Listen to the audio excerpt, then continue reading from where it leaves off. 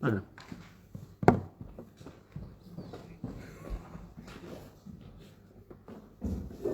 Alors, désolé pour le contretemps technique. Donc, je disais, donc, on va commencer par l'approbation du compte-rendu de séance du Conseil municipal du 27 avril 2021.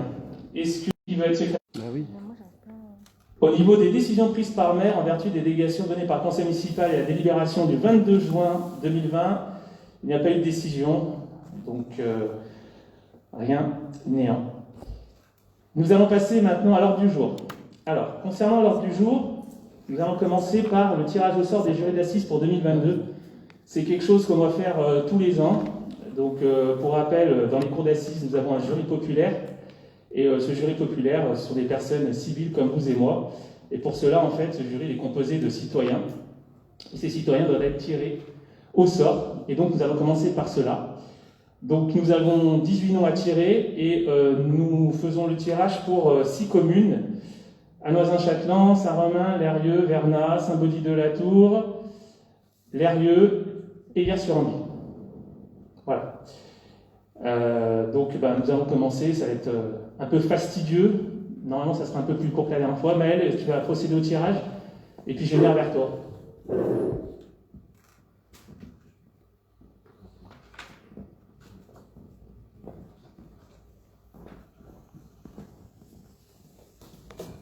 Alors moi, je veux bien quelqu'un qui prenne le décompte sur le nombre de tirages qu'on fait. On va d'abord tirer la ville, puis la page, et enfin la ligne.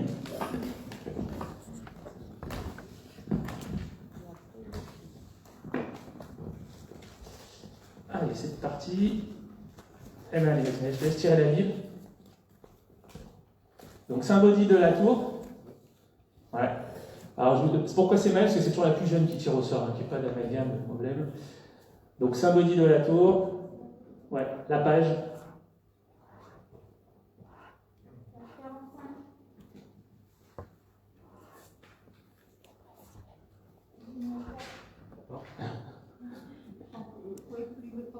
Et le micro aussi, ok.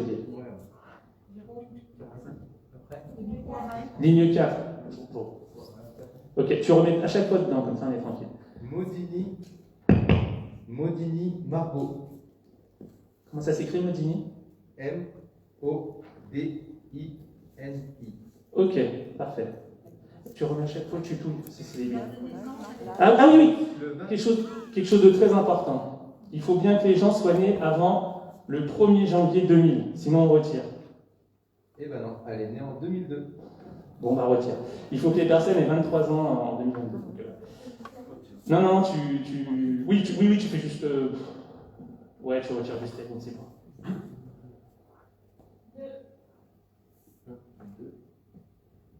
C'est Moda Ferry, M-O-D-A-2-F-E-R-I, Cindy. Elle est née quand? Le 10 juillet, le 10-07-1983. Ok. Numéro 2. Saint-Baudy-de-la-Tour. Ok.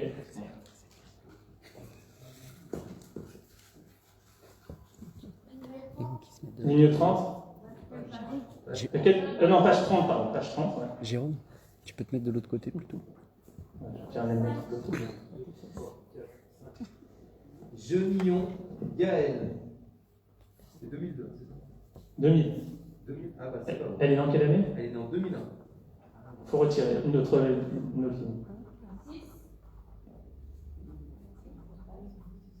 C'est tout bon. C'est Genillon. G-E-N-I-2-L-2-L-O-N. Rémi. Et c'est le 24-02-1969. Ok, merci. Bernard.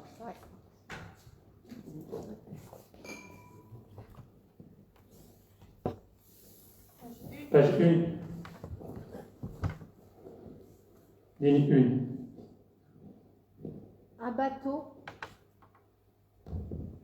Abato Aurélie. Elle est née. Donc Abato, A-B-B-A-T-O. Et elle est née le 31 mars 1985. Ok. Hier sur Envie, Oui, c'est qui? c'est là. C'est bien. Page 22. Page 22.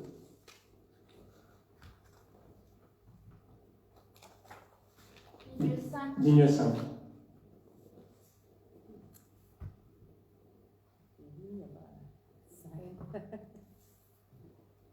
Donc, Mourier Daniel, qui est né le 11 septembre 45. Mourier, M-O-U-R-I-E-R. M-O-U-R-I-E-R. ouais. Parfait. Ok, merci. Quel nom? Daniel. Masculin, féminin? Daniel masculin, pardon.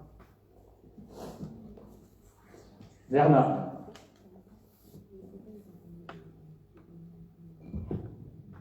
Page 11. Ligne 4.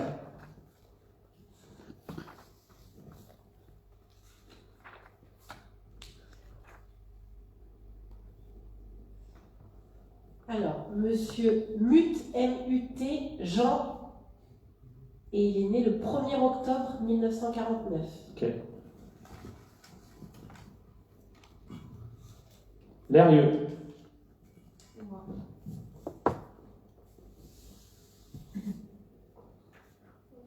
Page 53.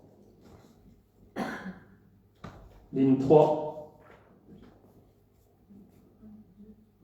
Razini, R-A-2-Z-I-N-I, Jean, né le 11-12-73.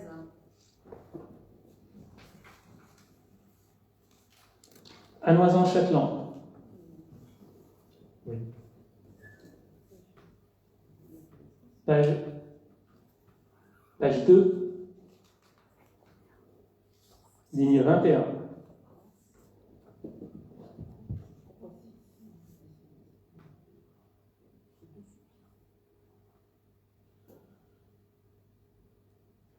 Auvillain, Louis Marturin, 11-12-1984. Ça s'écrit comment? A-U-V-I-2-L-A-I-N. Louis Mathurin, M-A-T-H-U-R-I-N.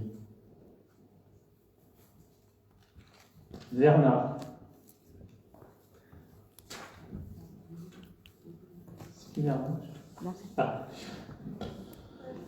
Page 11.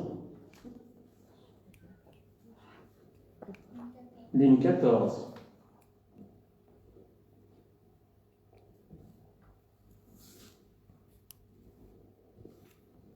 Monsieur Pereira Fernando, P-E-R-E-I-R-A, et il est né le 14-10-1972.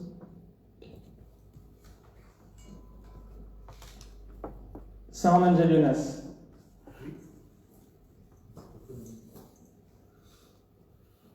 Page 4. Ah ouais, non, c'est l'inverse. Non, oui, c'est ça. Attends. Ligne 4, page 90.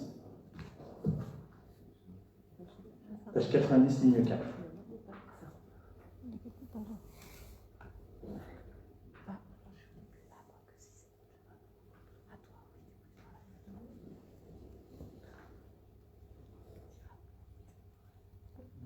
Alors, phase, F-A-Z, Henri Joseph, Phase, Henri Joseph. 14-04-1960. Ok. Anoisans-Châtelain. Page 19. Ligne 17.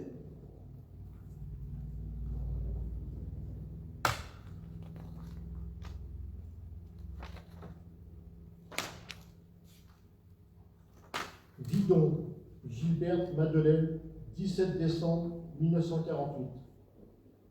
V-I-D-O-N. Prénom? Gilberte Madeleine. Saint-Baudy de la Tour.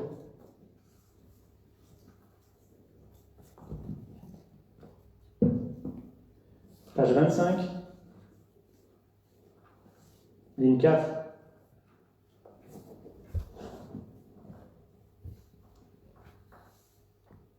Dossi, D-O-N-C-I, Stéphanie, le 6-03-81. Lérieux.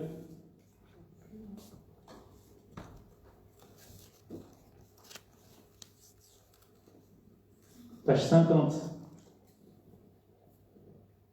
Ligne 5. Pires, P-I-R-E-S, Cindy, né le 28 1988. Saint-Baudy de la Tour. Page 1. Ligne 3. Aguiar, Lucie, le 30-12-1986. Aguiar, A-G-U-I-A-R.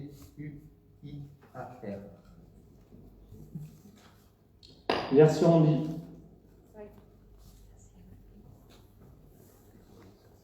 Page 1. Ligne 7. Monsieur Alix, A-L-I-X, Georges, 23 février 45. Genre avec un S à la fin. Georges, mais avec un S. Sarah Manjalionas.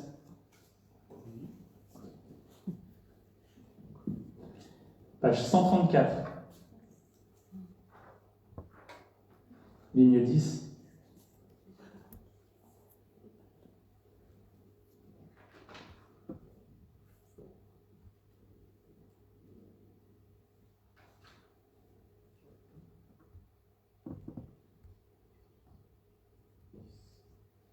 Alors, Liobard, L-I-O-B-A-R-D, Liobard. Dorian, Dorian. 9-04-1991. Lérieux.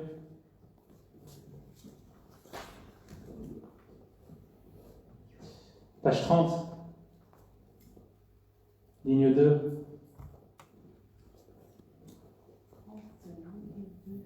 Grenier, G-R-E-N-I-E-R,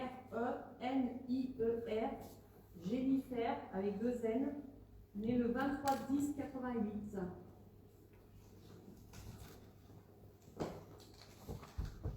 Saint-Baudy de la Tour.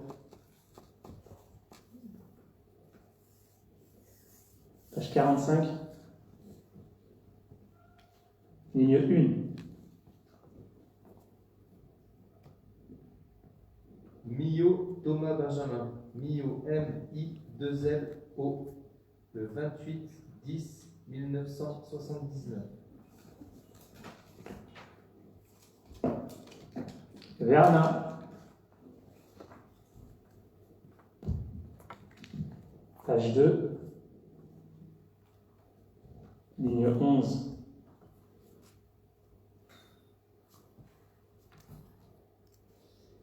Monsieur Bonneau, Éric, B-O-N-N-E-A-U, et il est né le 17 mai 1966. Saint-Baudy de la Tour.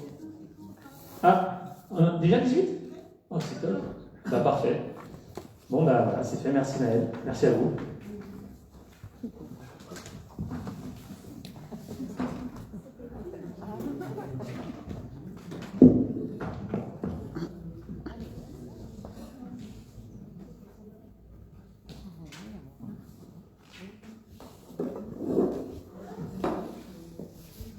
Eh bien, une bonne chose de faite. Alors, on va passer à la deuxième délibération qui concerne le contrat plan ville. Alors, on a été démarché par une société pour refaire le plan de ville de la commune de Saint-Romain. Donc, le plan de ville actuel il date de 2014, donc bon, un peu obsolète, mais bon, il est encore dans 90%. Toujours est-il que ce qui est important, c'est l'avenir et puis cette fameuse adressage où on va devoir changer un certain nombre de choses, donc de numéros et en plus de rues. Donc, on a été démarché par une société pour faire ce plan de ville gratuitement. Donc, généralement, ça se fait et c'est rémunéré par le biais d'encarts publicitaires. Donc, voilà, je voulais vous soumettre ça en délibération pour vous dire avec qui on a signé, ou on va signer plutôt, puisque c'est la société Comme 2000. Vous verrez, c'est une société avec laquelle, du moment que c'est gratuit, on va dire que pour nous, ça nous va. Hein. Enfin, ils ne sont pas forcément d'ici, mais ils ont bonne réputation, et puis du moment que c'est gratuit, encore une fois, j'insiste, on ne voit pas l'inconvénient. Vous verrez après derrière qu'il y a un certain nombre de choses qu'on peut faire avec eux. Donc voilà, mise à jour du plan de la commune. Alors, autant vous dire que ce n'est pas pour tout de suite. On va attendre que l'adressage se fasse. Ça sera certainement pour le premier semestre 2022. Mais ça permet déjà de travailler. Il commence déjà à travailler, puisque sur le plan, en fait, on veut rajouter un certain nombre de choses. On va rajouter des photos pour mettre en valeur notre patrimoine. Voilà, il va déjà travailler sur la maquette, sur tout ce qu'il faut. Et aussi, bien évidemment, très sur le sponsoring. Parce que si pour nous c'est gratuit, eux ils seront rémunérés par du sponsoring. Voilà, en priorité, c'est du sponsoring local. J'ai déjà une entreprise qui m'a démarché pour faire partie de la publicité locale. Donc bien évidemment, on fera appel aux locaux, et puis après, qui voudra être sur cette plaquette et voir sur d'autres choses, aucun problème. Voilà. Ce plan sera fait une fois qu'il sera travaillé pour 2500 exemplaires. Voilà, donc j'ai demandé qui est contre le fait de signer avec cette société, qui s'abstient. Merci. Donc, Monsieur Rosy. Oui, pardon. Est-ce qu'il serait possible d'associer un maximum de gens sur la relecture du plan, puisque la première fois quand on l'avait fait, on s'est aperçu qu'il y avait quand même pas mal d'erreurs, et que tout seul dans son coin, on ne voit pas forcément les erreurs. Alors, oui, ça c'est clair. On va le faire peut-être relire à peu près une dizaine de fois. Et puis on va déjà associer en priorité la commission urbaine et après l'ensemble des élus. Et oui, parce que alors c'est pas pour tout de suite, j'insiste bien, hein, c'est vraiment pour le premier semestre 2022, mais bien évidemment que plus on sera pour le relire, et mieux ce sera.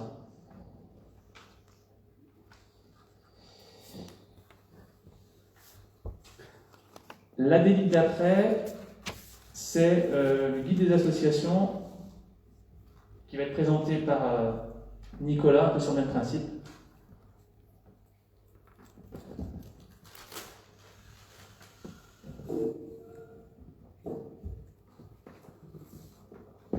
Très bien, bonsoir à tous.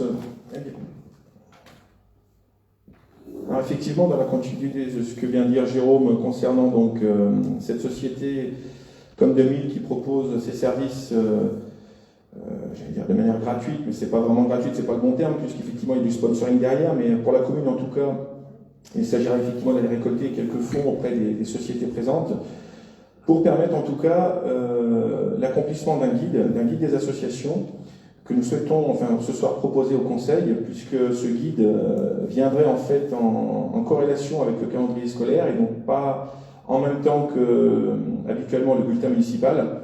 Le bulletin municipal, effectivement, qui s'associe à l'époque aussi avec donc, les différentes manifestations et autres. On ne dit pas que le calendrier ne sera pas présent, il sera présent, ce calendrier, bien sûr.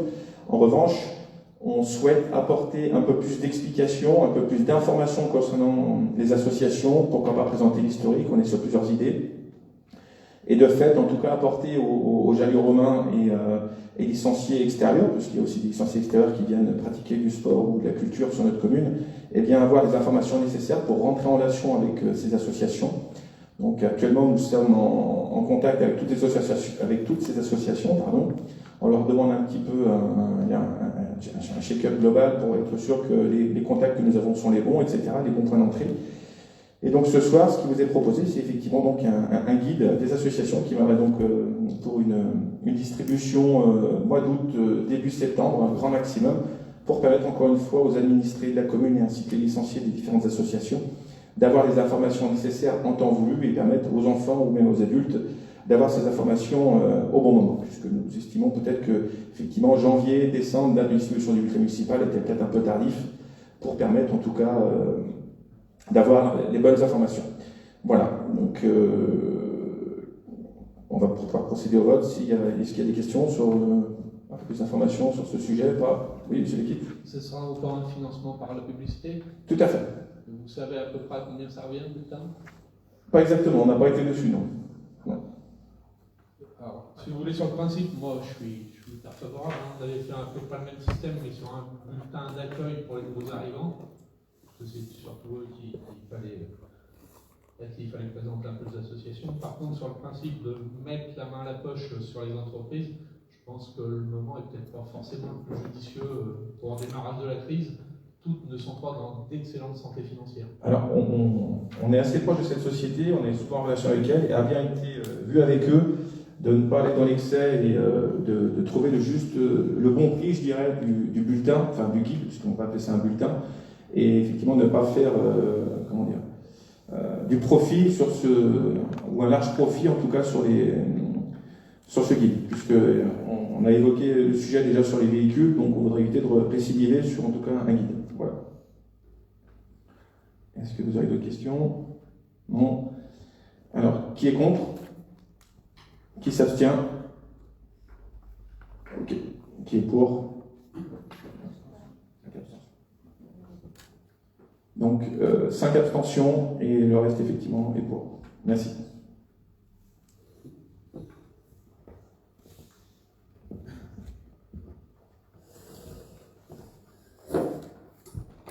Je voulais préciser en introduction du conseil qu'on a deux personnes qui, dans la nuit, n'ont pas pu venir. Donc, Madame Nevelet qui a donné son pouvoir à Yoann Mollard et Monsieur Nemos qui a donné son pouvoir à Gaël Duhamel. On va passer à la délibération suivante concernant le tarif du restaurant scolaire et son règlement.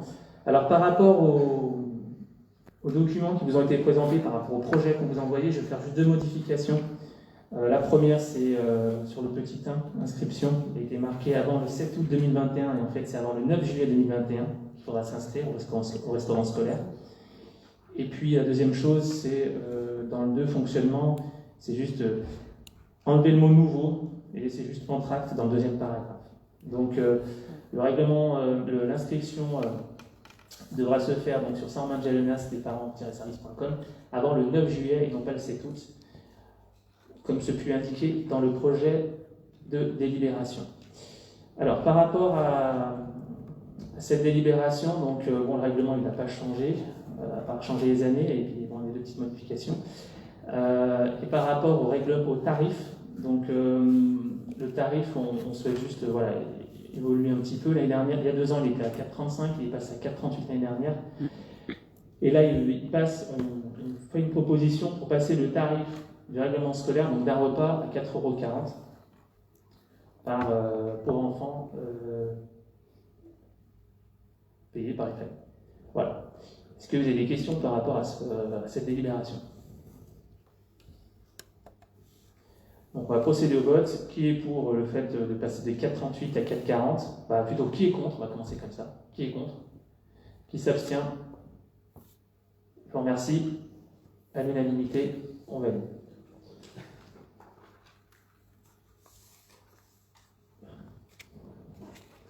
On va passer à la délibération suivante.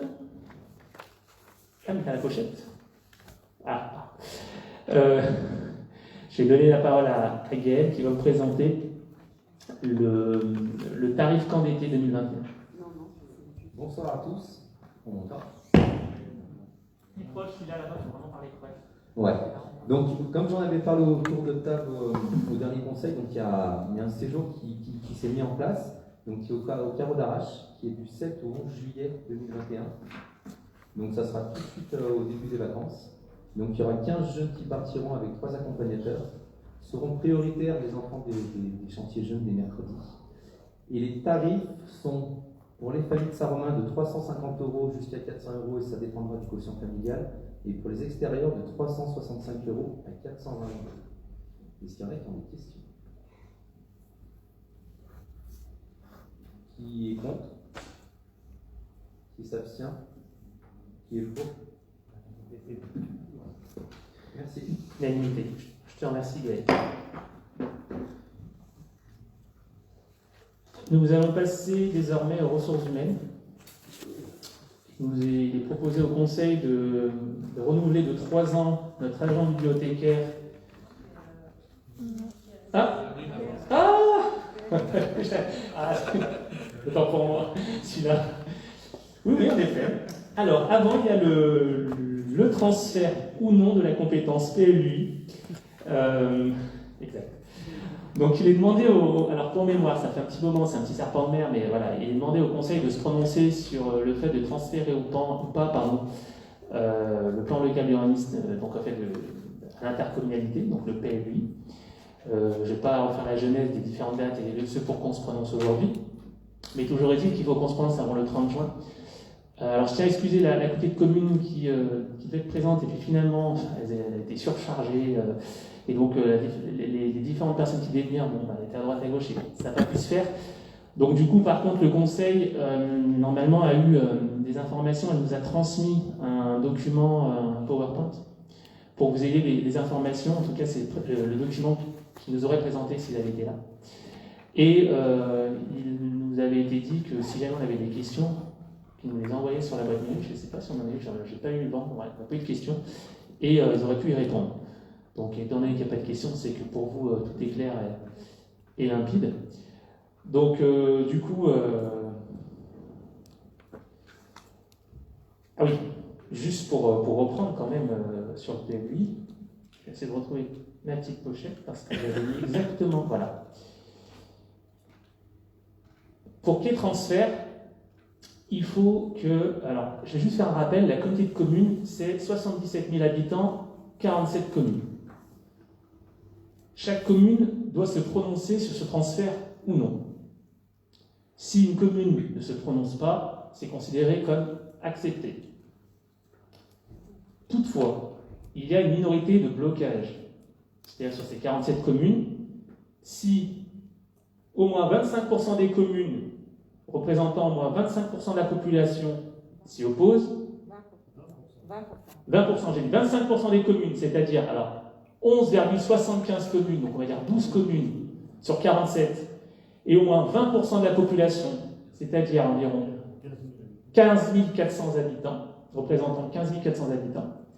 Donc si au moins 12 communes représentant 15 400 habitants s'opposent à ce transfert, la compétence PLU reste à la commune. Il n'y a pas de transfert. Et c'est quelque chose de toute façon qui va revenir systématiquement, mais pour le mandat actuel, ce sera comme ça. Donc au moins 12 communes et 15 400 habitants. Je ne reviens pas sur le score, sur l'organisation, vous avez tous eu les documents, vous avez eu le projet. Est-ce qu'il y a des questions, non pas techniques, parce que vous auriez pu les poser avant, mais d'autres choses, ou pas? On va procéder au vote? Non. Donc on va procéder. Juste une petite intervention, ce que vous dites par rapport au PLUI, qui était un peu le cheval de bataille de notre président de l'intercommunalité aujourd'hui, qui avait déjà été mis en défaut par un blocage d'une minorité en 2017, si je ne dis pas de bêtises. Et il y a aussi, ça peut être la minorité de blocage, 20% des communes représentant 25% de la population. Ça marche dans les deux sens. Oui, c'est ça. Voilà. Le PLUI, le problème, c'est qu'on voit aujourd'hui que la communauté de communes, ne serait-ce que sur le pôle ADS, est un peu limitée pour rendre le service à la majorité de ces communes adhérentes. Elle vient de prendre l'eau, l'assainissement, qui est un très gros morceau aussi. Voilà. Et moi, il me semble important qu'on ne laisse pas la maîtrise du PLU à l'interco, puisque je vois mal des gens, par exemple des avenirs, venir donner des indications sur le PLU de Saint-Romain, et notamment nous dire combien de population il faudra qu'on accepte en loyer modéré, c'est-à-dire en HLM ou des choses comme ça, ou définir où est-ce qu'on implantera dans la commune tel ou tel bâtiment, et ne plus laisser la maîtrise du sol à la municipalité en place. Voilà si... Alors moi je vais pas prendre la parole, je vais garder ma neutralité. J'ai eu l'occasion d'en débattre, je te donnerai la parole Sylvain. J'ai donné ma position en bureau exécutif de la communauté de communes. Après il y a un vote, en fonction du vote, voilà. Donc par contre, en tant que maire, je vais garder ma neutralité et je voterai comme tout le monde. Je vais donner la parole à Sylviane qui veut s'exprimer. Oui, non. Au micro, c'est surtout pour filmer, pour le son du film. Alors. Je mettrai la lingette après. Non, tout simplement par rapport à ces... Il faut l'ouvrir. Allume-le, pardon. Moi, je m'entends bien. Hein. Est-ce qu'on m'entend mieux? Oui, je m'entends différemment. Non, simplement pour préciser, au niveau du PLUI, en termes d'urbanisme, je pense qu'il y a énormément de compétences qui sont déjà sur l'intercommunalité, que les mairies et le maire gardera de toute façon la signature par rapport aux autorisations d'implantation, et tel que c'est défini aujourd'hui, pour faire un PLUI, c'est au sein d'un projet. Donc il y a toute une gouvernance qui va être mise en place, et il y a surtout les communes qui doivent à ce moment-là indiquer quels sont leurs besoins, et heureusement Saint-Romain a déjà un PLU, donc qui peut servir de base pour alimenter le PLUI, et le PLUI, le temps qu'il se mette en place, on en a pour 10 ou 15 ans. Et pour moi, c'est plus l'avenir de nos enfants qui est en question sur la mobilité, sur l'habitat, sur la répartition des cultures, et aussi sur les transports et la mobilité douce. Si on veut y arriver, je pense que ça ne passe que par l'intercommunalité, qui fait qu'il faut qu'on arrive à définir quelles vont être les zones où on travaille, les zones où on habite, les zones où il y a tous les commerces. Et bon, tout ça, pour moi, ça se fait à plusieurs. Mais voilà. Juste si je peux répondre, c'est pas les Amiens qui décideront pour Saint-Romain. Non, mais c'est déjà l'objectif du SCOT aujourd'hui. Tout ce que tu viens de dire, c'est ce que ouais, définit le SCOT largement. Ouais, mais il parle et très de Lyon. précisément. Et à une échelle encore plus grande que l'interco. Non, mais c'est 2 intercos. Au départ, il y avait le RNU à ce moment-là. Non, le RNU, c'est pour les communes qui n'ont pas prévu. Non, mais au niveau national. Le règlement national d'urbanisme, oui. Après il y a les SCOT, après il y a les PLUI qui peuvent s'appuyer sur exactement ce que tu dis pour le PLUI. Ouais. Mais pour moi, ça s'ajoute, et on peut aussi particulariser nos territoires avec les besoins de demain. Pour éviter d'être cité dormant, justement. Voilà, simplement. Nicolas qui demandait la parole. J'aimerais juste effectivement intervenir pour avoir occupé le poste d'adjoint urbaniste pendant 6 mois et effectivement avoir un petit peu vu ça d'assez près. J'avoue effectivement avoir 2 inquiétudes sur le fait de mettre en place un PLUI sur notre commune, puisqu'il est vrai qu'aujourd'hui j'ai rencontré quelques difficultés, même si avec toute la bonne volonté qu'elle a pu y mettre, sans la citer, quelqu'un qui était aux manettes au niveau de la CCBD et qui répondait à nos besoins, je l'ai vu noyer, j'ai quelques mails qui prouvent effectivement sa difficulté rencontrée, et c'est là justement où j'ai cette difficulté à valider le fait qu'on propose un PLUI sans aucune explication, sans aucune réflexion sur la structure qui va suivre. C'est-à-dire qu'aujourd'hui, on nous présente un PLUI avec effectivement un avenir certainement, mais derrière il faut un fonctionnement, et je pense qu'il y a aujourd'hui un gros sujet sur le fonctionnement de la CCBD, enfin, ça concerne, comme vous l'avez dit tout à l'heure, tant l'assainissement que d'autres sujets, et là le sujet d'un PLU pour nous quelque chose de très important. À juste titre, quand on parle d'un permis de construire où ça tarde un petit peu, où il y a des erreurs, parce qu'effectivement, en ayant trop de sujets en même temps, on s'y perd un petit peu. J'ai rencontré ces difficultés, moi le premier, mais également donc, la personne qui était en charge de la gestion au niveau de la CCBD. Donc ça, c'est un premier sujet. Et le second sujet est celui effectivement de l'architecture qu'on souhaite au niveau de notre commune. Je suis assez inquiet effectivement de donner ça à quelqu'un qui a des visions qui sont plus nationales que locales comme nous le souhaitons. On souhaite conserver encore une fois, c'était dit dans notre profession de foi, et je le répète encore haut et fort, mais il s'agissait d'une commune qu'on veut souhaiter encore rurale, et j'ai peur effectivement demain, en autorisant d'autres personnes qui ont d'autres sujets, à établir sur notre commune une architecture cubique ou des choses comme ça, enfin, qui ne serait pas forcément avec un sens. On l'a vu sur quelques OAP, puisqu'on a rencontré des gens du département qui nous ont bien entièrement établi le fait qu'il fallait un petit peu plus d'étages, on va dire ça comme ça, donc on n'avait pas la même vision, enfin vraisemblablement c'est ce que j'ai cru entendre, puisque c'est les derniers échanges qu'il y a pu y avoir avec l'urbanisme. Et je suis inquiet sur ce sujet, de voir des bâtiments, alors il en faut, hein, c'est un fait, il faut des logements sociaux, ça c'est une obligation, mais en tout cas de manière peut-être un peu plus validée par les gens de la commune, et non pas des bâtiments du R+2, du R+3 ou d'autres choses, je ne sais trop quoi. Voilà, c'était juste cette petite présentation que je souhaitais, en tout cas, et cette petite intervention que je souhaitais donner. Merci. Oui, c'est vrai que l'État, quand il se déplace, il se déplace de ville. En l'occurrence, nous, on a reçu il n'y a pas très longtemps une personne de Grenoble, une personne de Marseille, et comme ils viennent à Saint-Romain, ils ont une vision un peu ville. Et ils ne comprennent pas qu'on est encore rural. Alors certes, on ne sera peut-être pas pour encore des lustres, puisque l'agglomération lyonnaise nous envahit petit à petit, mais il est clair que voilà, on est une commune de 3360 habitants, on doit créer des logements, mais on n'est pas à 15, 20 000, voire plus. Et c'est vrai que c'est très compliqué quand on a des personnes en face de nous qui nous disent qu'il faut faire des bâtiments de 2-3 étages tout de suite. Alors on va y venir, hein. Il faut qu'on fasse nos logements, hein. Je vous rappelle juste qu'il faut qu'on crée 180 logements en 2030 et 360 en 2040. Donc on va y venir, mais il y a des zones qui vont être importantes de travailler sur le PLU, de rendre compatible avec le SCOT.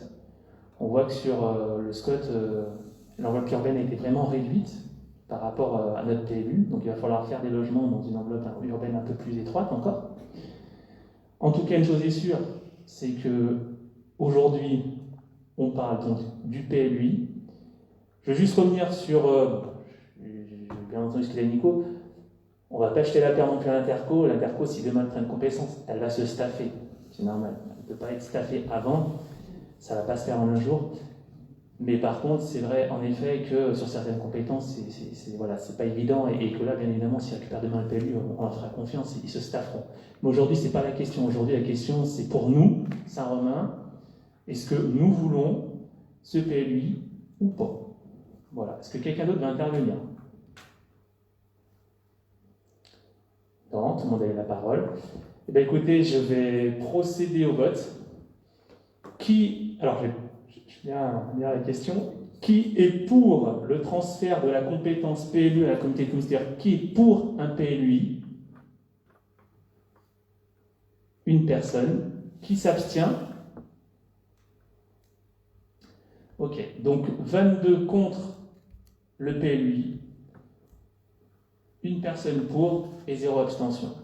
Donc la commune de Saint-Romain-de-Jaluna s'oppose au transfert de la compétence PLU à la communauté de communes des Balcons du Dauphiné. Ça reviendra sur la table. Et bien cette fois-ci, nous allons passer à la rubrique et au chapitre ressources humaines. Et donc le renouvellement du CDD de l'agent de bibliothèque.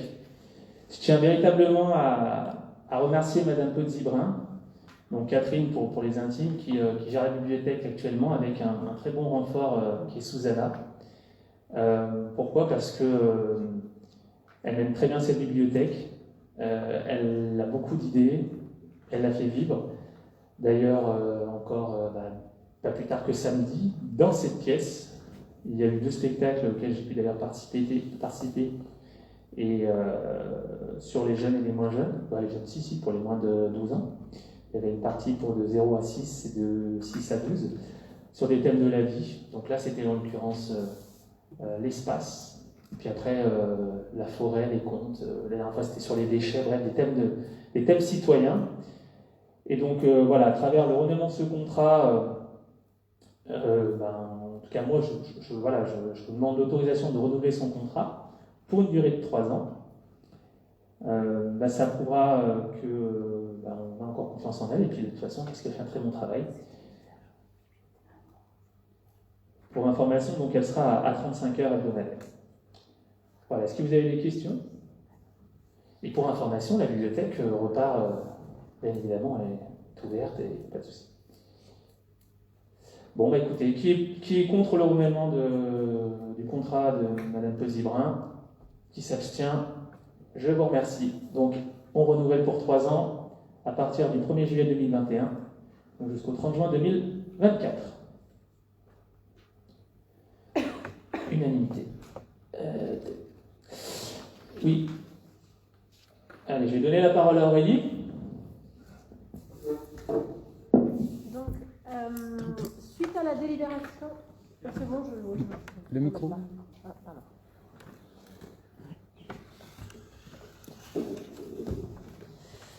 à la délibération qu'on a votée au précédent conseil, donc du 27 avril 2021, concernant le remboursement de la taxe d'assainissement de 2 000 €, donc de mémoire à Monsieur Pourchet, si je ne me trompe pas. Oui. Il faut donc au crédit de la ligne 673, on n'avait pas suffisamment, puisque dedans nous n'avions uniquement que le remboursement point signon et puis les photocopieurs. Donc il faut qu'on augmente cette ligne, cette ressource pour pouvoir en effet indemniser Monsieur Pourchet à hauteur de 2 000 €. Donc voilà, donc c'est simplement le transfert de 2 000 € de la rubrique dépenses imprévues vers la rubrique du coup titre annulatif. Est-ce qu'il y a des questions particulières? Donc, je vous propose de procéder au vote. Qui est contre?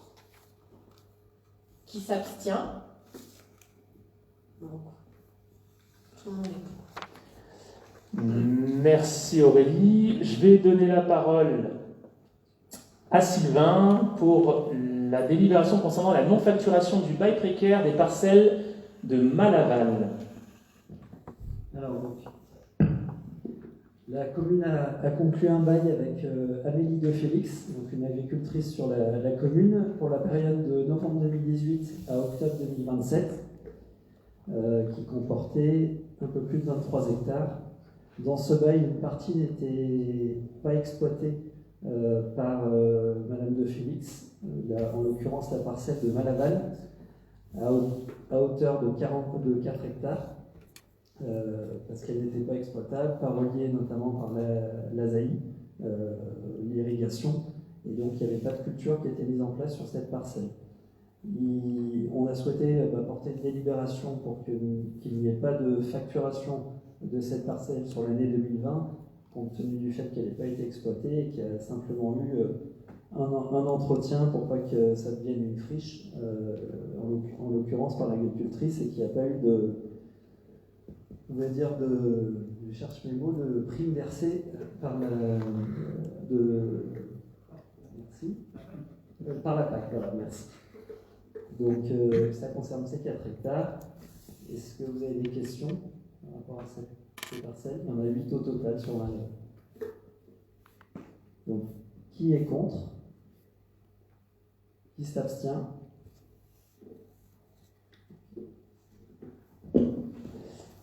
Unanimité. Ok.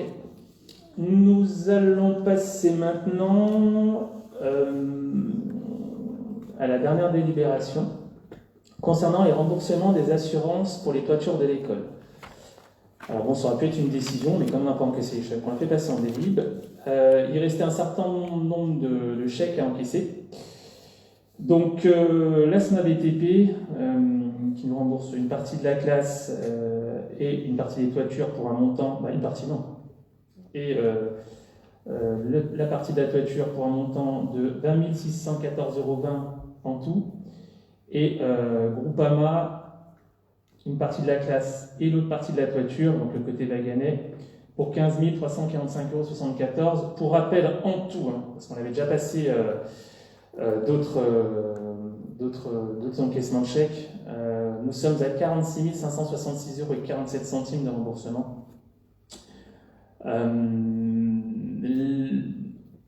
La commande a été passée pour les toits et on espère que ça sera posé pour cet été en fonction de l'approvisionnement, mais voilà.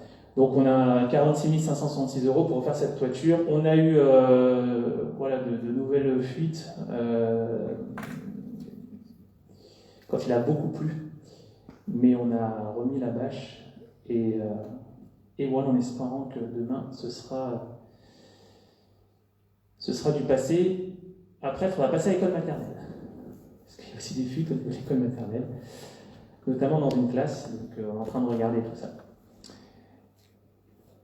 Donc je demande au conseil d'accepter le remboursement de ces deux sommes, 20 614,20 € et 15 345,47 €, qui clôturent tout ce que nous devons. Et en parallèle, du coup, on arrêtera la procédure judiciaire puisqu'on a obtenu tout ce qu'on voulait. Et en plus, le paiement de la salle informatique, je le rappelle. Est-ce que des personnes sont contre? Est-ce que des personnes s'abstiennent? Je vous remercie.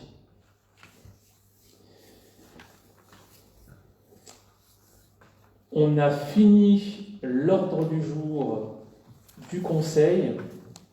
On va commencer le tour de table. Alors, ne prenez pas coutume, c'est pas très bien poli, mais comme j'ai le micro, ouais, je vais le garder. Je vais commencer.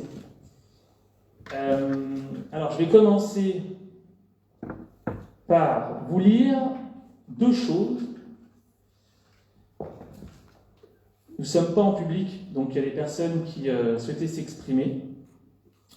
Une personne qui n'était pas d'accord avec le compte-rendu du Conseil municipal du 29 mars 2021, et puis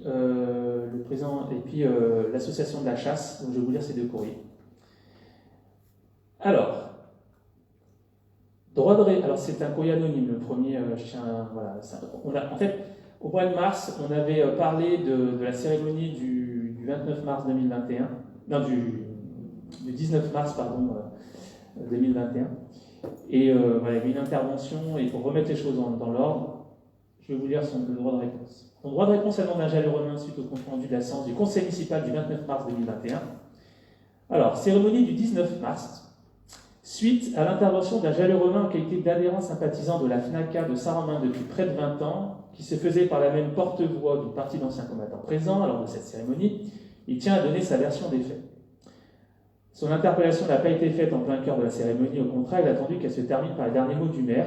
En fait, cette personne a demandé la parole une fois que j'étais en train de clôturer la cérémonie. Donc voilà, il tient à préciser. Il tient à rappeler qu'il s'agissait de la cérémonie commémorant le cessez-le-feu du 19 mars 1962, ce à quoi ses camarades et amis sont très attachés depuis des décennies, a fortiori depuis la mise en place de la stèle en 2010, qui est le fruit de la forte implication et de plus payer avec les propres deniers. Voilà, donc, il fait référence au fait que la stèle a été payée donc, par les adhérents de la FNACA. Il précise qu'il n'a pas manqué de respect envers nos anciens et qu'à la lecture du compte-rendu, il s'est senti vexé et insulté. Alors, je tiens à préciser que ce n'était pas du tout le but, loin de là. Car il considère que qui mieux que lui connaît chacun des adhérents, en dehors des présidents et du bureau, pour les avoir côtoyés dans les bons et malheureusement depuis ces dernières années dans les mauvais moments. A l'inverse, des nouveaux élus qu'il n'a jamais vus lors des précédentes cérémonies. Il ne remet pas en cause la vérification faite auprès de la Fédération des anciens combattants ainsi que la préparation avec M. Bachet-Maurice, entre parenthèses, nouveau président de la FNACA de Saint-Romain, car il a lui-même longuement parlé avec lui, car sa réaction quelque peu épidermique l'avait également mis mal à l'aise. En fait, ça fait tout un alors moi, je laisse la parole à cette personne, elle a le droit de s'exprimer, vu que je l'ai reçue dans mon bureau. Elle s'est sentie vexée et insultée, ce qui n'était pas du tout le cas. Il faut juste rappeler le contexte, c'est que lorsqu'on a inauguré, donc on a fait cette cérémonie du 19 mars 1962, on a mis la gerbe, sur le monument aux morts. Ce qui, normalement, une gerbe se met sur un monument aux morts. Bon. On avait travaillé, c'est vrai, avec la FNACA Isère et la FNACA de Saint-Romain, et notamment donc, M. Bachet, le président, et on avait décidé comme ça. Sur le coup, voilà, donc le monsieur était un peu choqué, mais voilà, il a le droit, et il a pris la parole, il a demandé pourquoi on la mettait à cet endroit-là. Il pensait que c'était une forme pour discréditer, ce qui n'était pas tout à fait le cas. Donc moi, j'ai repris la main là-dessus, et bien sûr, c'est ce qu'on fera. Pour respecter le protocole, on est sur une stèle, donc une gerbe se met sur un monument mort, mais l'année prochaine, on fera 2 gerbes, une qui sera déposée au niveau de la stèle, et une qui sera déposée au niveau du monument aux morts. Voilà, on en a parlé avec le monsieur, il n'y a pas de problème, de toute façon, c'est ce à quoi je m'étais engagé, il n'y a pas de souci. Je tiens juste à préciser, voilà, pour nous, c'est important, je ne vais pas polémiquer, on était là, on n'était pas là, on n'y était pas, on n'a jamais été, peu importe, on a tous fait des cérémonies, pas forcément dans la ville où on habite pour X raisons. On a tous chanté la Marseillaise pour X choses. Moi, ce que je souhaite, c'est que la prochaine cérémonie du 11 novembre, elle se fasse avec du public. Ça, c'est important, qu'on puisse faire un verre l'amitié en salle du conseil, en mairie, et éventuellement qu'on puisse y associer différentes générations, pourquoi pas l'école, pour travailler sur un certain nombre de sujets. Voilà, donc je tenais à lire ce document parce que j'ai reçu la personne et qu'elle tenait à avoir la parole, et qu'on ne peut pas le faire en conseil, et puis en toute transparence. Il n'y a aucun problème, comme n'importe quel Jalais Romain, il a le droit de s'exprimer, qu'on soit d'accord ou pas. Mais encore une fois, le but n'était de vexer personne, et on a trouvé une solution qui permet que tout le monde soit d'accord. Je vais vous lire un deuxième courrier C'est un courrier donc, de M. Douzet-Thierry, président de l'ACCA Saint-Romain, donc c'est l'association de chasse de Saint-Romain-de-Jalonnas, qui m'écrit et que j'ai rencontré avec l'ensemble ils étaient 6, 7, ouais, 5 adhérents de l'ACCA de Saint-Romain-de-Jalonnas, l'association de chasse.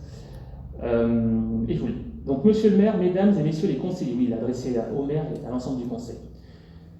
Nous venons de recevoir notre subvention 2021, soit 250 €.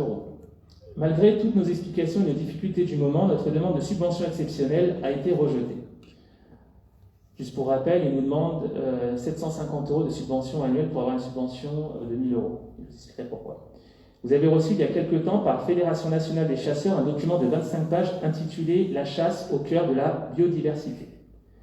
Si vous avez pris la peine de l'ouvrir, ce que j'ai fait, et de le lire, nous sommes des acteurs bénévoles pour des missions de service public et d'intérêt général. Dans notre association, par la loi, lui est attribué de nombreuses missions de service public. Non, mesdames et messieurs les conseillers municipaux, ce n'est pas une affaire privée qui nous oppose à un gros propriétaire foncier. C'est une affaire entre notre association à qui la loi a attribué des missions de service public et d'intérêt général et un gros propriétaire foncier. Propriétaire foncier qui a attaqué notre association en justice. Alors je vous pose la question, de quel côté êtes-vous? Notre demande n'avait rien de farfelu, c'est une question de survie. Je vous demande de communiquer cette lettre au prochain conseil municipal à tous les conseillers, car nous réitérons notre demande de subvention exceptionnelle de 750 € en vous remerciant, M. Douzet, président de la CCA de Saint-Romain. Alors, l'association de chasse a un procès en cours avec un propriétaire, et pour financer ce procès, ils ont demandé un prêt à la Fédération de chasse, un prêt de 20 000 €, puisque là, ils sont en cassation, donc ça date, de mémoire, je crois que ça date de 2013. Même évidemment, en tout cas la procédure. Et à partir de là, ils demandent en fait à la commune une subvention exceptionnelle pour financer une partie de ce procès, puisque le prêt de la Fédération de chasse, il le rembourse chaque année. Or, on en avait parlé, alors on en a même parlé aussi en préparation de conseil.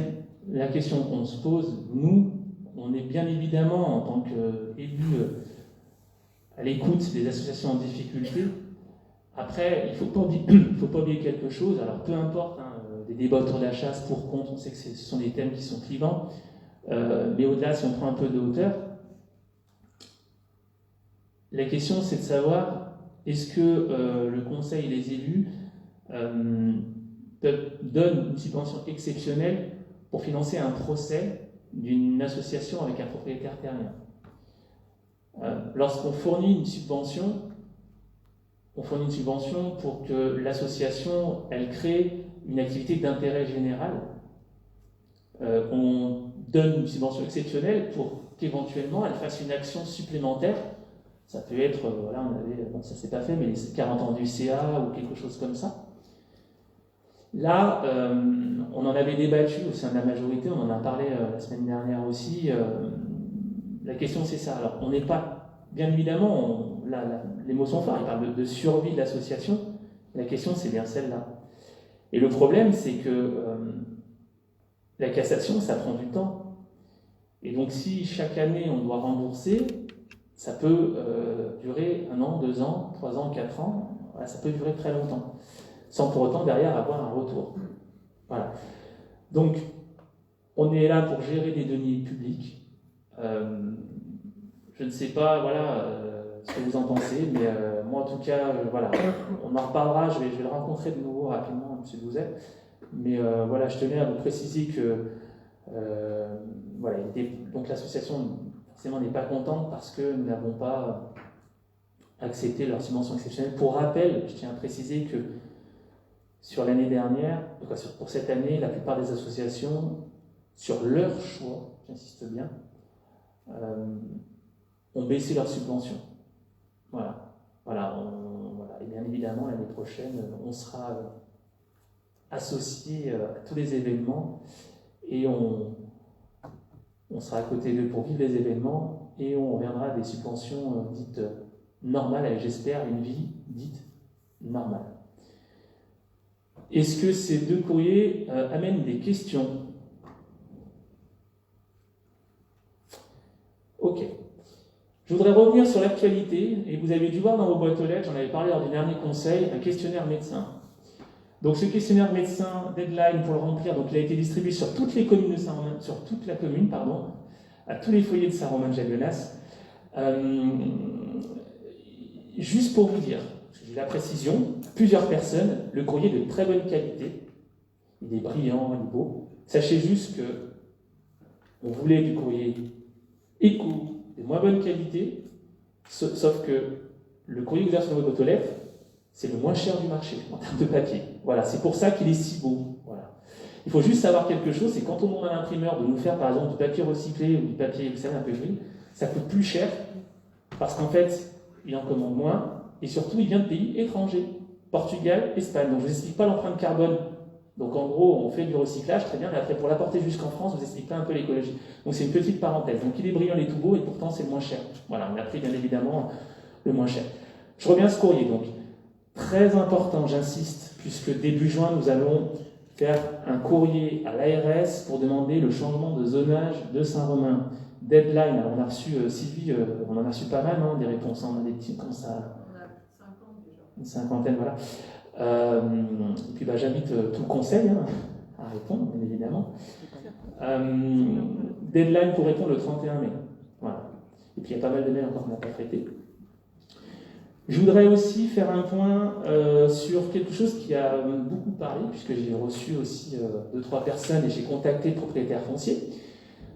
Le chemin vers la maison Jaguenas, donc au niveau en haut du quartier des Vignes, a été fermé par le propriétaire, par le propriétaire foncier. Alors je ne vais pas le citer, voilà, mais je l'ai appelé. Il a été fermé parce que, donc des deux côtés, alors les déclarations d'urbanisme n'avaient pas été faites parce qu'il n'était pas au courant qu'il fallait en faire, donc on l'a prévenu, donc ça allait être fait. Donc pour rappel, c'est un chemin où tout le monde aime se balader, courir, faire du vélo. Et pour autant, le chemin, comme tous les bois, appartient à une personne, à une famille, plus exactement.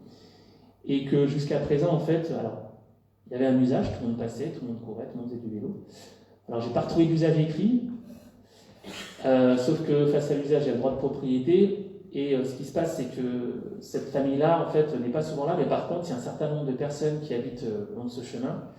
Et ces personnes ont mis la pression, en tout cas, ont demandé au propriétaire de faire quelque chose, parce que depuis le confinement, je les cite, c'est devenu invivable. Les quads, les trials, les bagarres de chiens. Beaucoup de gens se promènent dans ce chemin avec leurs chiens sans laisse, sans muselière.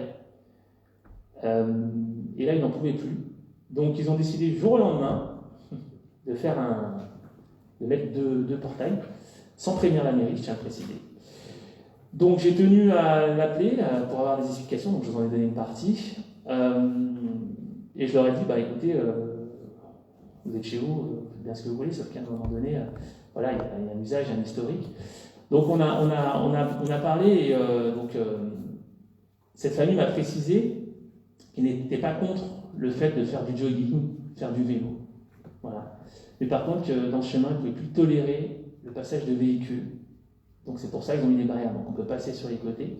Ils ne sont pas contre ce qu'ils appellent donc les promeneurs du dimanche. Voilà les gens qui sont de passage. Voilà, sachant que ce sont deux frères, et il y en a un qui risque d'habiter, voilà, qui sont souvent là, peu importe, mais bon, je ne vais pas rentrer dans les détails.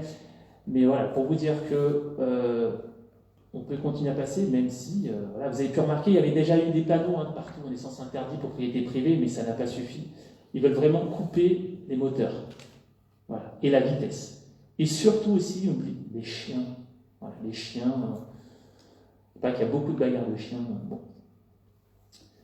Voilà, une petite précision. Est-ce que cette remarque appelle des observations? Jérôme?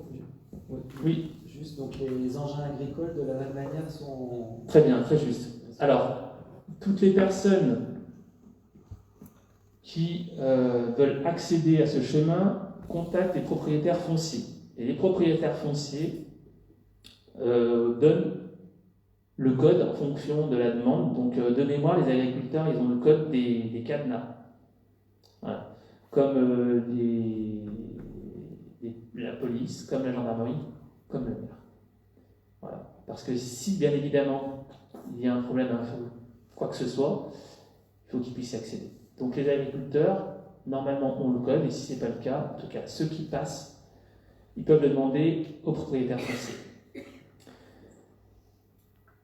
Je voudrais faire un point communauté de communes et vous parler de...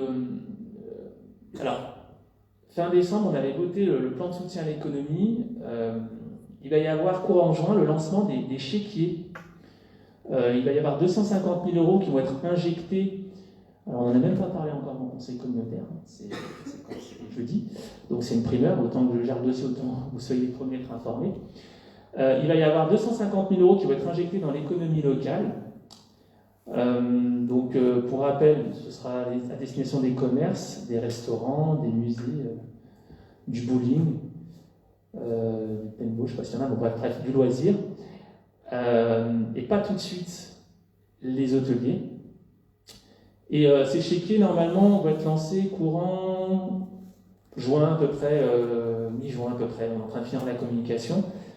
C'est-à-dire que chaque habitant de la communauté de communes pourra aller chercher auprès d'un BIT, donc un bureau d'information tourisme, donc pour nous le plus près c'est Crémieux, sur présentation d'un justificatif de domicile, 30 € à consommer dans les commerces locaux. Les conditions que j'ai voulu mettre en place, ce sont pour les commerces de moins d'un salarié et ou les commerces ou entreprises, parce que par aussi d'artisans, qui n'ont pas subi de fermeture administrative. On avait un débat, le but du jeu, c'est que vraiment ça ait aidé les entreprises qui ont subi, qui ont pris le choc, plein fouet, la crise. Donc tout ça, ça sera à partir de juin, dans les BIT, notamment celui de Crémieux. Il y a une autre aide qui sera sur le dernier trimestre 2021. Ce sera un séjour offert par les balcons de Dauphiné chez les hôteliers de la communauté de communes pour avoir participé au comité de direction de l'EPIC. Donc l'EPIC, c'est celui qui gère les 4 bureaux d'information touristique, mercredi dernier. On attend un petit peu. Ce qui est important, c'est le timing. Quand on lance dans les opérations, il faut que lorsqu'on fait quelque chose, c'est pas faire pour faire et pour se montrer, c'est le faire pour qu'il y ait réellement un impact. Et on a vu avec les différents hôteliers qu'il y a autour de la taille, parce que dans cette épique-là, il y a des élus et puis il y a des sociopros. On ne peut pas lancer tout de suite l'opération un séjour acheté, un séjour acheté, un séjour offert, parce qu'en fait aujourd'hui les hôteliers ils commencent à être pleins. Le but du jeu, nous, c'est que ces 100 000 €, là, c'est une enveloppe de 100 000 €, ça sera injecté à un moment donné, ou peut-être, je sais pas, en octobre, en novembre, quand l'activité sera un peu plus basse. Voilà, pour que. Voilà. En fait, aujourd'hui, ils n'ont pas besoin de cet argent, ils remplissent déjà de fait. Donc, c'est juste une petite parenthèse. Donc, la deuxième action, ce sera pour fin de l'année. Je vais aussi vous présenter un roadbook. Donc, c'est un document que vous pouvez trouver dans les offices de tourisme.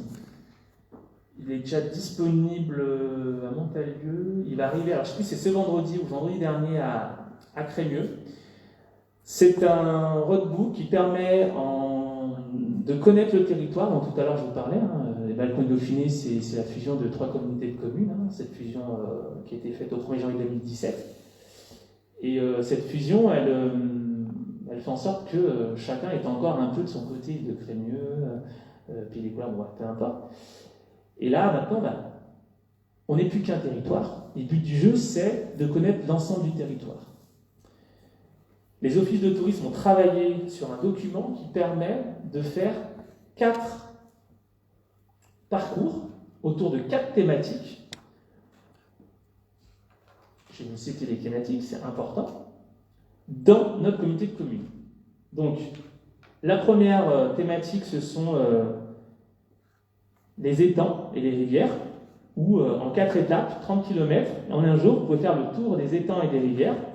Vous avez à chaque fois un plan, et vous avez à chaque fois, avec même des codes barres, des scans qui sont vraiment pas mal faits, et à chaque fois, vous avez un circuit. Donc, vous commencez, par exemple, le jour 1, on commence à Crémieux, puis après, le jour 1, en fait, il y a qu'un jour là, donc le Crémieux, Courtenay, voilà, et on vous explique à chaque fois ce que vous devez aller visiter. Donc, c'est hyper intéressant, et ça permet de vous balader sur l'ensemble du territoire.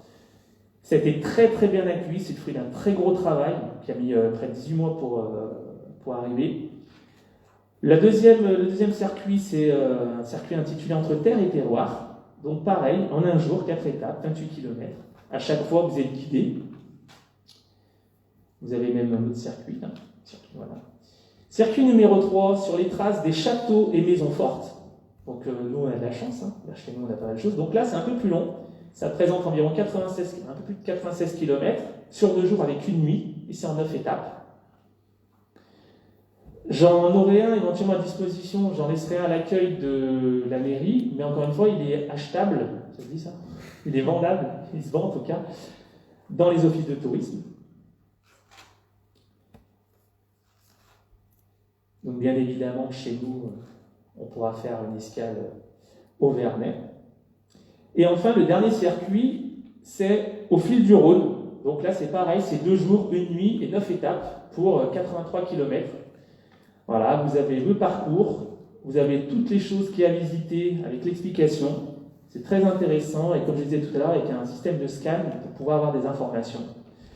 Et vous avez aussi les commerces locaux avec les particularités locales. Et derrière, on a toutes les explications. Voilà. Donc ça permet un peu de maîtriser un peu mieux cette vaste communauté de communes, voilà, qui est assez rurale, mais qui est très étendue.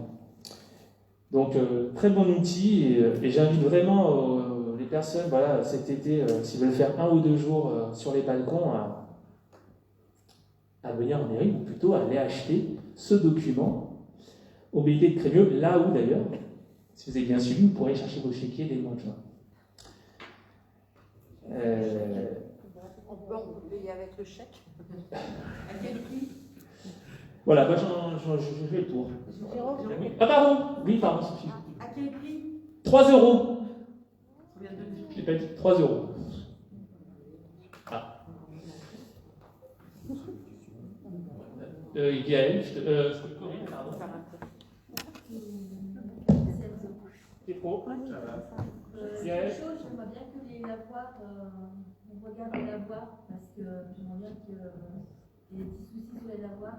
Alors, Corinne parle des lavoirs et il faut reprendre les lavoirs, comme tu n'as pas de micro. Ok, c'est une commande qu'on a passée à David d'ailleurs. Je te remercie, Corinne. Alors moi, c'est juste pour revenir sur les jeunes là, qui vont faire des travaux bientôt sur l'école avec une société qui s'appelle Lineax. En fait, ils vont tracer des jeux sur le sol. Donc on a attendu un petit moment parce qu'on attendait de savoir si on avait le financement de la CAF ou pas, et donc ça sera tout financé par la CAF.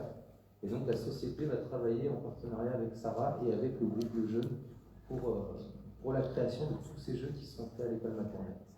Voilà, donc il y a quand même beaucoup de jeux qui vont être faits. Voilà, c'est une question. D'ailleurs, je tiens à remercier Sarah parce qu'elle s'est démenée pour avoir cette subvention, sa première fois à la PADAC. le traçage, il se fait dans les cours d'école uniquement? Oui.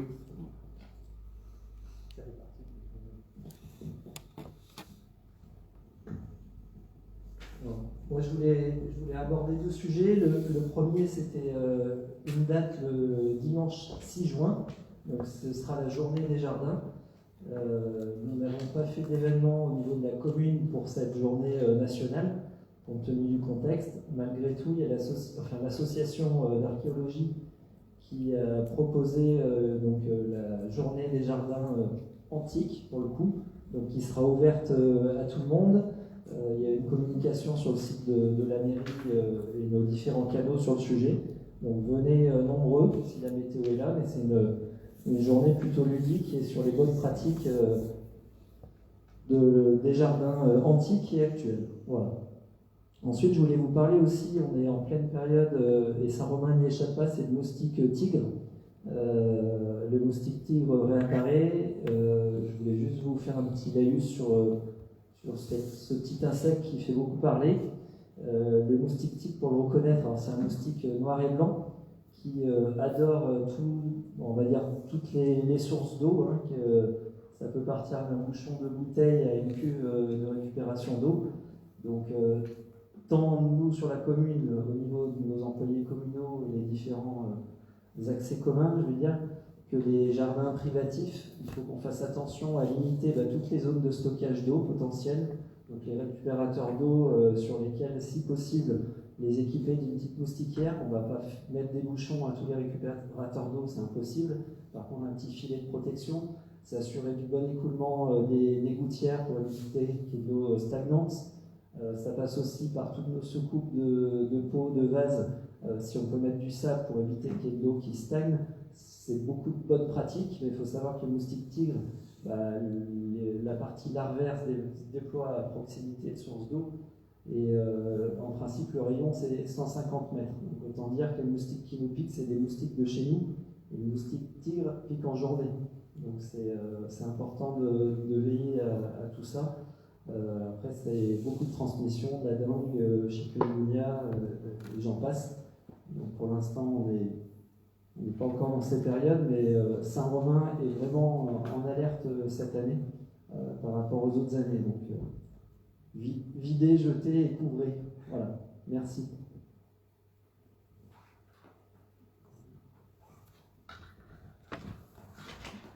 Moi, je vais vous faire un petit compte-rendu sur la vaccination.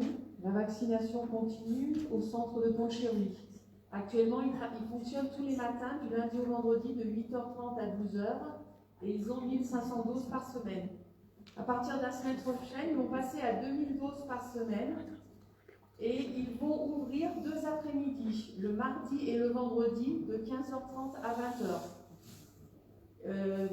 À partir de ce samedi qui vient, il y aura aussi ouverture tous les samedis matins de 8h à 13h. C'est pour permettre aux gens qui travaillent de pouvoir aller à la vaccination. Donc, ceux qui sont intéressés, Doctolib, et on prend rendez-vous. On prend toujours aussi à la mairie les gens qui ne peuvent pas ou qui ne veulent pas prendre rendez-vous parce qu'ils ne le souhaitent pas, par exemple. Ils peuvent toujours venir à la mairie, se faire inscrire au secrétariat. On transmet les noms au centre de vaccination. Ils peuvent choisir leur centre de vaccination, soit Montagneux, soit Pont-Chéry. Et voilà, on les inscrit et le centre les rappelle pour leur donner un rendez-vous. Je vous rappelle aussi que lundi 31 mai, il y a le don du sang. Donc n'oubliez pas de vous faire inscrire sur le site du don du sang, parce que dès la dernière fois encore, il y a des gens qui sont venus sans rendez-vous, et malheureusement, s'il y a un rendez-vous de libre ou une personne qui n'est pas venue, on pourra prendre, mais autrement, on ne pourra pas les prendre. Il y a des gens qui sont repartis sans pouvoir donner leur sang, ce qui est dommage. Donc, pensez bien à vous inscrire. Nous avions mis sur l'agenda du bulletin municipal une journée musicale intergénérationnelle, excusez-moi, qui était prévue le 23 mai, vu encore les jauges à respecter et tout. On a décalé cette journée au 11 juillet. Vous aurez plein d'informations en temps voulu, mais notez sur votre petite tablette que le 23 mai est reporté au 11 juillet. Ça sera un dimanche. Ça se passe entre grands-parents et petits-enfants. On vient découvrir un nouvel instrument de musique qui marche au rayon laser. Tout le monde pourra essayer de jouer, et comme c'est un rayon de laser, il n'y a pas de...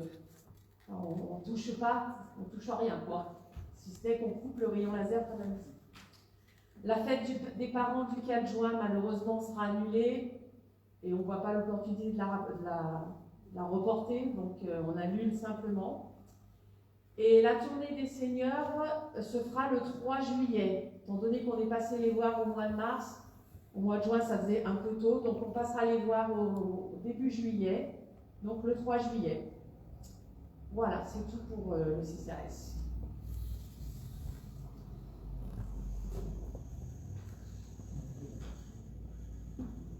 Juste deux petites choses au niveau de la délibération sur le PLUI.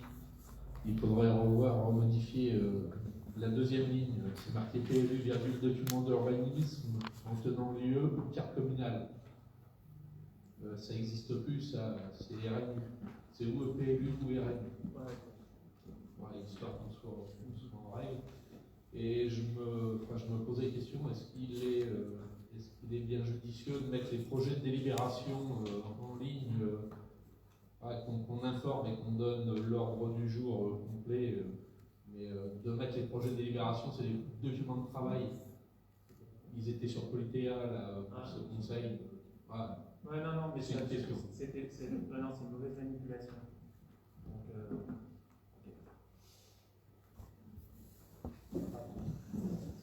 ouais, pour les projets de délibération, c'est des mauvaises manipulations. Une fois que c'est parti. Donc oui, on mettra l'ordre du jour uniquement.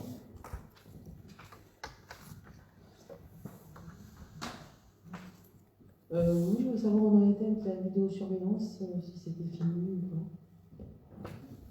Non, de toute façon, on n'a pas encore la fibre, mais c'est toujours en cours. Hein, c'est-à-dire que dès qu'on a la fibre, tout part. C'est toujours pareil. C'est important, en termes de sécurité notamment. Je ne vais pas rentrer dans les détails avec ce qui s'est passé encore cette semaine. Donc voilà, on ne va pas faire publicité à des actes malveillants, mais on est impatient.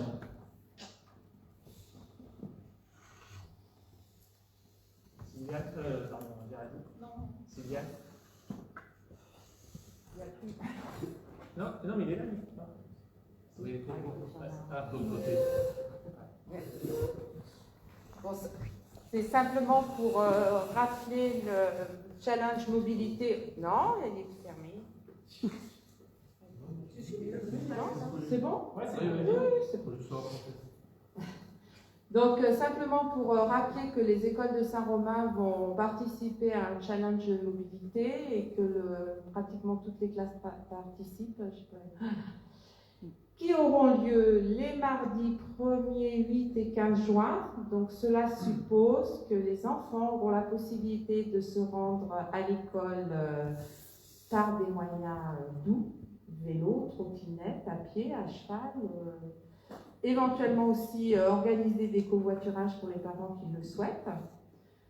Et surtout, pour ceux qui ne sont pas concernés, qui n'ont pas d'enfants à l'école, être hyper vigilants ces jours-là, les autres aussi, mais surtout ces jours-là, parce qu'on espère avoir une population plus nombreuse qui prendront une mobilité plus douce. Et faire attention sur tous les axes routiers, sachant qu'il n'y a pas que Saint-Romain-de-Jallianas qui est concerné, mais c'est toutes les communes du Balcon du Dauphiné, toutes les communes du Val Dauphiné et toutes les communes de la Capie. Donc avis à ceux qui vont se rendre au travail un peu pressés le matin, aux heures d'école, de 8h à 8h30 en principe, mais soyons vigilants de 8h à 9h. Et puis le soir, de 16h à 17h, en principe, on doit couvrir à peu près les horaires des écoles de nos territoires. Voilà, donc 1er, 8 et 15 juin, une expérience. On va essayer d'aider un peu l'école au niveau de la municipalité sur ce dossier-là. Ouais, alors j'avais demandé à la gendarmerie pour aider ce jour-là, mais bon, comme vient de dire Sylviane, elle est prise sur d'autres missions et ça concerne toutes les communes. Donc on a un certain nombre d'élus qui vont aider pour faire en sorte, faire en sorte que au niveau sécurité, ça puisse se faire convenablement. Moi, ce que j'invite, ce que je demande aux personnes peut-être, c'est que si vous arrivez par l'allée du stade en venant de la pharmacie, si vous devez repartir, ces jours-là, repartez de l'autre côté et faites le tour. Ça évitera un chassé-croisé et ça permettra peut-être d'avoir un peu plus de bande passante sur la rue du stade. D'ailleurs, la rue du stade, ça sera quand même une réflexion de ce mandat, de savoir ce qu'on en fait, parce que, je sais pas, on a une école, on est en ruralité, et puis on a une rue, il y a beaucoup d'enfants qui traversent cette route, on a beaucoup de nounous en poussette, les trottoirs sont étroits, il faudrait qu'on réfléchisse vraiment à ce qu'on va faire de cette rue, est-ce qu'on va être en état ou pas. Il y a des travaux, on a été sollicité par pas mal de riverains d'ailleurs sur cette rue du stade. Donc, un chantier, voilà. Merci Sylviane. Sophie, Maëlle, Soledad, Johan.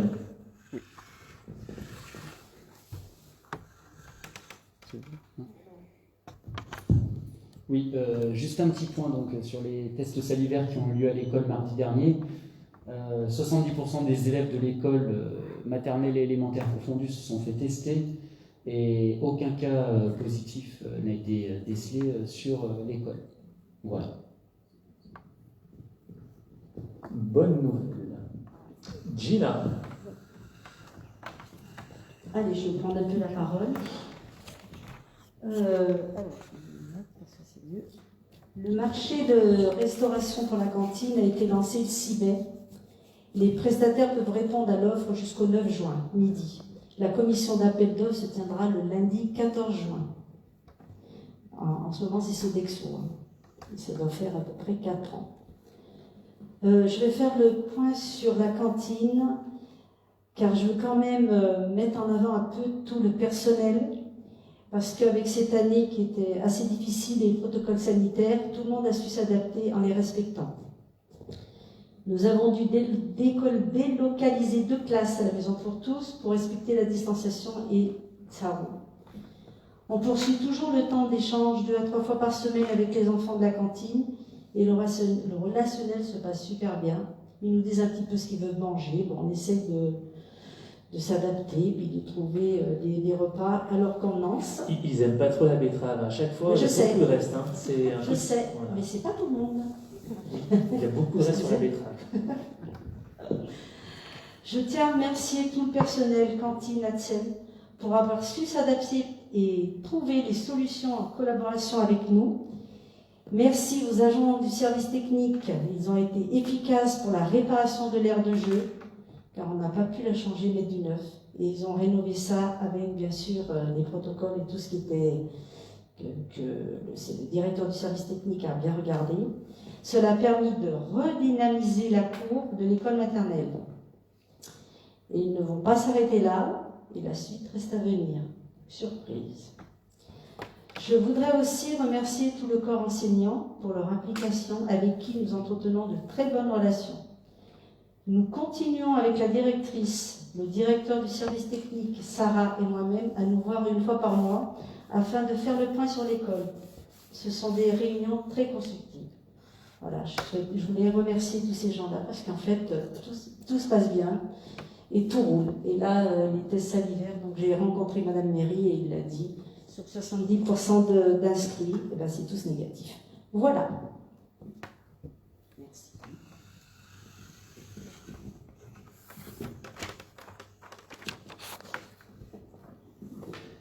Alors moi je voulais faire un petit point sur des reportages qu'on a fait, qu'on est en train de mener actuellement sur les commerçants de Saint-Romain-de-Jaguenas. Donc pour l'instant on a fait 2 reportages et on est en lien avec Instagram, avec Maëlle, donc qui justement on va essayer d'alterner entre la publication qu'on peut faire sur Instagram et après qui va être plutôt sur des photos et après plutôt sur Facebook avec un peu plus de contenu. Donc ces reportages vont continuer. Donc cette semaine, on a fait une petite impasse. Donc on reprendra à partir de la semaine prochaine avec un nouveau commerçant. Après, on verra. On a pas mal d'autres idées pour essayer de continuer ces reportages. Pas forcément après sur des commerçants, mais ça peut être sur d'autres choses. Donc on verra. Concernant le bulletin des associations, je voudrais faire une petite remarque, en fait, un petit appel surtout aux associations pour bien penser à nous envoyer justement toutes les publications qu'ils voudraient que nous puissions mettre, en sachant qu'on a à peu près on va compter à peu près pour l'instant 1 à 2 pages par association. Et donc on n'a pas encore donné aux graphistes exactement le nombre de pages que nous aurons. Voilà, ça va dépendre vraiment du contenu de chaque association. Nous attendons ça, normalement on avait donné une date de fin pour le 31 mai.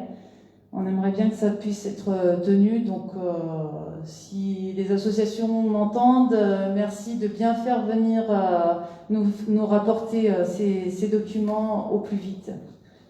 Voilà. Dernière chose, sur le site internet, nous venons juste de mettre en ligne une autre enquête. Donc cette enquête, ça va porter plutôt sur l'accueil. Et voilà, donc elle sera en ligne à peu près jusqu'au 13 juin. Donc on a eu déjà pas mal de retours sur la première enquête. On va voir si on arrive à faire mieux cette fois-ci. Donc on espère que vous allez tous jouer le jeu à répondre pour qu'on puisse s'améliorer, voir là où où on est bon, là où au contraire il vous manque des choses, et on essaie d'avancer là-dessus. Et donc l'année prochaine nous reprendrons cette même enquête. Voilà, je crois que j'ai tout dit pour ma part.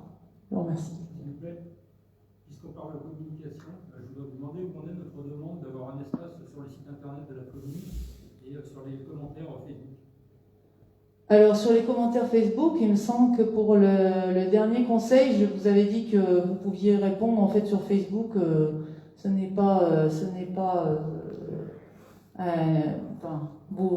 n'avez pas de problème pour répondre. Concernant les sites internet, vous m'aviez parlé d'une communication sur le tri. En fait, on en a déjà une, donc je n'ai pas trouvé utile de remettre. Non, il s'agissait d'un espace sur la ville de la commune et d'indiquer que l'opposition avait le droit à sa page sur le site de la commune. On a dit par exemple que la commune de Colombier-Saumur. Et je vous ai fait passer en début de mois de mémoire le texte qu'on souhaitait, qui n'était ni plus ni moins que la reprise du texte publié sur le bulletin municipal. Vous m'avez envoyé sur quoi? Sur votre mail et copie à la mairie de Saint-Romain. Alors sur mon mail, je ne consulte pas les mails qui ne sont pas des personnes que je connais, donc je ne les consulte pas, ça part directement dans les spams. Et après sur Contact Mairie, je n'ai pas eu le retour de la part de Contact Mairie. Donc j'aimerais qu'il soit mis au compte rendu du conseil que nous avons fait officiellement une demande, que je vais la renouveler sur le mail de la mairie et que j'aimerais bien obtenir une réponse. D'accord. Dès que j'aurai le mail, je pourrai vous répondre. Et accessoirement, mon adresse mail n'est pas Toto sur la lune, mais bien stéphanerex@outlook.fr. Donc j'écris bien en mon nom. Donc je ne suis pas spécialement inconnu. Et mon mail est connu de la mairie. Alors moi, je ne réponds qu'aux mails de Contact Mairie et pas aux autres. Et sinon, c'est juste mes contacts personnels. Je ne regarde absolument pas les autres. Donc, excusez-moi, je ne cherche pas à savoir si c'est Toto, si c'est Tata, si c'est Titi, mais juste les personnes que je connais, je suis désolée. Et le mail de Contact Mairie ne m'a jamais transféré votre mail. Donc, moi, j'attends d'avoir ce retour de la part de Contact Mairie, parce que moi, je n'ai aucun accès à ces mails. Donc, dès que j'aurai le mail, je pourrai vous répondre. Et si ça concerne, comme nous avons dit, la charte d'objectivité, il n'y aura pas de souci. Nous étudierons ce cas. Je vous remercie.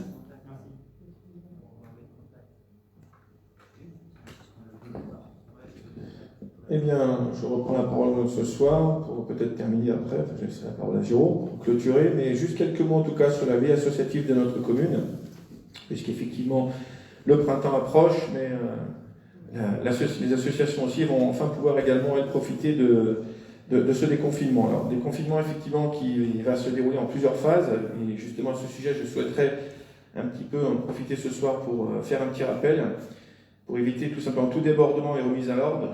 Donc je rappelle à tous les Jérômains que le déconfinement se tient en 4 étapes. Étapes disponibles à l'accueil de la mairie. Je ne vais pas vous les étaler ce soir, ne vous inquiétez pas, mais en tout cas, ces étapes sont bien disponibles en mairie.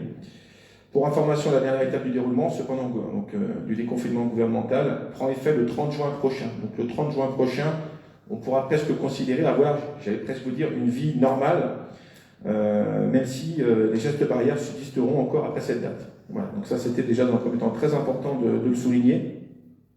Ensuite vient quelques dates, puisque ça y est, en fonction un petit peu des gestes barrières avec ces différentes étapes et avec les associations avec lesquelles on a pu travailler et envisager en tout cas de continuer à faire 2-3 manifestations. Donc quelques dates. La première, le sous des écoles. On a une vente de pizza qui se tiendra donc ce samedi 29 mai au Four de Baran. Les pizzas qui étaient réservées donc jusqu'à aujourd'hui, donc aujourd'hui ce soir, peut-être milieu, je ne sais pas en tout cas s'ils répondront, mais je pense que vous pouvez encore faire quelques réservations. Je suis persuadé même qu'ils ne seront pas forcément contre... Jusqu'à jeudi. Jeudi. J'avais jusqu'à aujourd'hui. Donc jusqu'à jeudi, ça a été reporté peut-être, c'est ça? C'est ce que j'ai eu aujourd'hui comme nouvelle. D'accord, donc jusqu'à jeudi, encore mieux. Et je pense même qu'ils ne seront pas contre l'idée, en tout cas, de faire peut-être quelques autres pizzas sur place. Bon, à voir. Mais voilà, donc c'était important en tout cas de mettre en avant ces associations qui aujourd'hui s'ouvrent à vous et aux jaloux romains administrés que nous sommes tous, pour un petit peu perdurer. Ensuite vient une autre date très importante, puisque l'association Jamine va nous proposer pour la première fois la première édition de la fête de la musique, qui se tiendra donc sur Saint-Romain-de-Jaillonnas. Cet événement va se tenir donc les 19 et 20 juin prochains, sous le préau de la salle de réception, derrière la mairie. Donc, juste quelques dates pour éviter effectivement tout affolement, puisqu'effectivement, derrière tout de suite fête de la musique, on se dit ça va durer toute la nuit et on va créer des nuisances sonores. Cette première édition va se tenir en journée, quasiment, puis en début de soirée, on va proposer ça donc le samedi 19 de 14h à 22h et le dimanche 20 de 11h à 20h. Au programme, brièvement, quelques ateliers pour découvrir un petit peu tous les différents instruments de musique, mais également des démonstrations de rock acrobatique avec des groupes voisins, de la contre-musique. Voilà, on a associé à cette fête de la musique d'ailleurs quelques communes voisines, des associations des communes voisines qui sont venues partager ce moment avec nous. Ensuite, je reviens aussi un petit peu sur ce qu'a déjà tout à l'heure présenté Sylvain, notamment notre association d'archéologie, AHA SRJ, qui est effectivement, donc je répète effectivement, c'est ça, la journée des jardins du dimanche 6 juin, volume, samedi 19 et 20 juin aussi à nommer, puisqu'il y a la journée européenne de l'archéologie. Donc n'oubliez pas ces dates. On va avoir donc le 6 juin la journée des jardins, et samedi 19 et dimanche 20 juin la journée européenne de l'archéologie. J'en ai encore un petit peu sous le coude, je suis désolé, mais les associations sont vivantes, elles sont bien là, elles nous le montrent. On a ensuite l'Assemblée Générale de l'Association des Amis du Moulin du Paillard, qui va se dérouler le samedi 29 mai à 10h. Donc si vous souhaitez effectivement y participer, gardez bien en tête, samedi 29 juin à 10h. 29 mai, en plus c'est ce que j'ai noté, excusez-moi. J'ai dit 2 fois, désolé. Vient ensuite l'association L'Amicale Boule, qui elle organise le samedi 5 juin un concours simple de boules. Les inscriptions se font auprès du bureau. Pour terminer un petit peu toute cette information sur cette association, un point très très important, et j'insiste ce soir auprès de tous les jeunes romains de bien écouter ce soir l'information, puisque l'Assemblée Générale de l'EPE qui s'est tenue le 17 mai, auquel la mairie a participé, a fait pas un couac, mais effectivement 2 parents d'élèves se sont déplacés, et pourtant il était très important que les gens soient présents, puisqu'il faut quand même savoir que le bureau dans son quartier démissionne. Donc ce soir je lance un appel à candidature. Il faut bien comprendre que sans le renouvellement de ce bureau, ce service proposé aux parents disparaît, faute de gestionnaire. Avis aux intéressés, faites-vous connaître.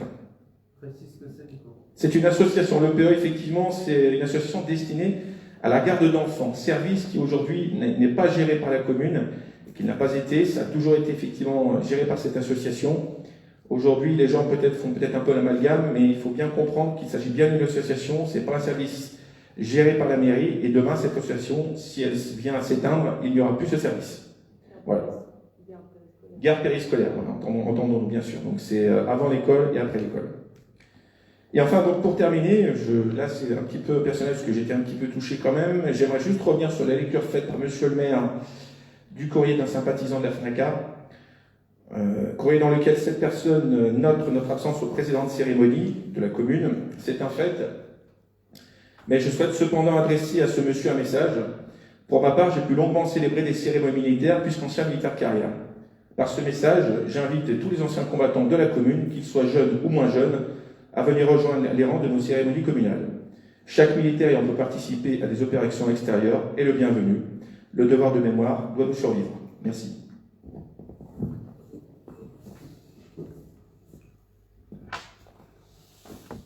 Avant de clôturer ce conseil, juste un appel à la population. Les 20 et 27 juin, il y aura les élections départementales et régionales. Il nous faut 2 fois plus d'assesseurs que d'habitude. Le conseil dans son entièreté ne suffira pas. Les habituelles personnes qui viennent l'idée ne suffiront pas. Donc, même si à la fête de la musique le 20, avis aux amateurs et voilà, je vous invite à vous présenter en mairie pour venir nous aider pour que ces élections puissent être une belle réussite. Voilà, bah écoutez, je clôture ce conseil municipal et je vous donne rendez-vous au conseil municipal du mardi 29 juin 2021 et je vous dis à tous bonne soirée. Et je lève la séance.